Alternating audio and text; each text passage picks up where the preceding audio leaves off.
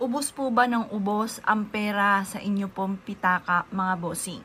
Ngayon po mga bossing, kung laging nauubos ang pera po, laging nasisimutan ka ng pera, at laging ang problema ay pera, gawin nyo po ito mga bossing ko sa inyo pong pitaka.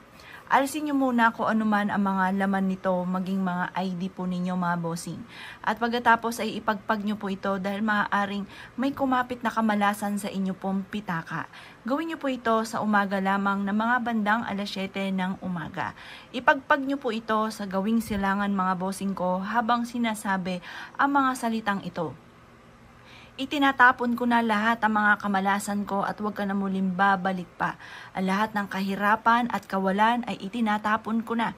Ganun pa mga bossing ko, ang pagwiwish ng walang gamit na sana, direct to the point ang pagwiwish mga bossing. Mas mainam na kumuha ka ng kalahating basong tubig, lagyan ng kapranggot na asin, at pagkatapos mga bossing ko ay kumuha ka ng bulak at punasan nyo po mga bossing ko ang ating wallet.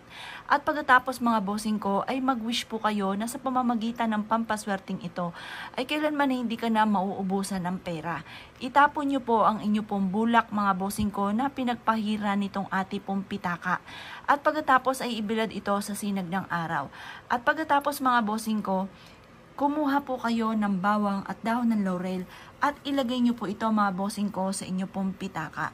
Ito po mga bossing ko ay magdudulot sa inyo ng swerte. Sabihin nyo po kailanman na hindi na ako mauubusan ng pera.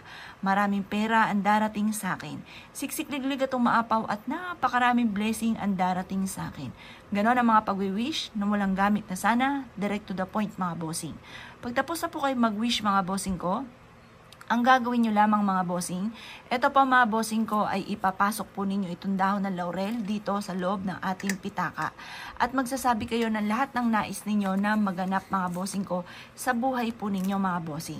Ngayon pa mga bossing ko, simple at napaka-epektibong pamamaraan. Pero mga bossing ko, ito pa mga bossing ko yung masabi ko lamang po sa inyo, kung kayo po mga bossing ko ay walang pera, huwag nyong hahayaan na kahit singkunduling mga bossing ko ay mawawala ng inyo pong pitaka. Dapat kasi mga bossing ko, may magtatawag ng swerte, mga bossing ko, or magtatawag ng pera sa inyong pitaka.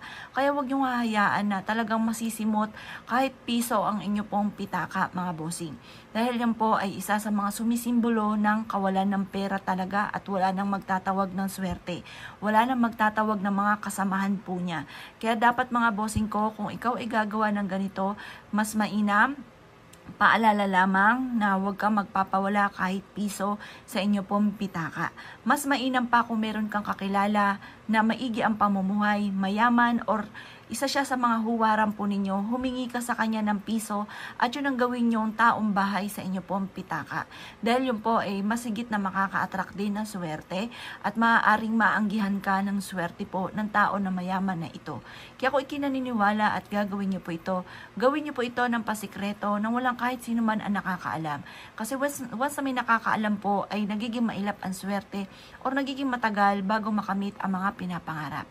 Kaya kung ikinaniniwala at nais nyo po itong gawin, huwag ka na magpatumpik-tumpik pa. Subukan nyo po ito, proven po ito na napakaswerte. Kaya kung ikaw isa sa mga mahilig sa mga pampaswerte at nais nyo po itong gawin, good luck po sa inyo po lahat.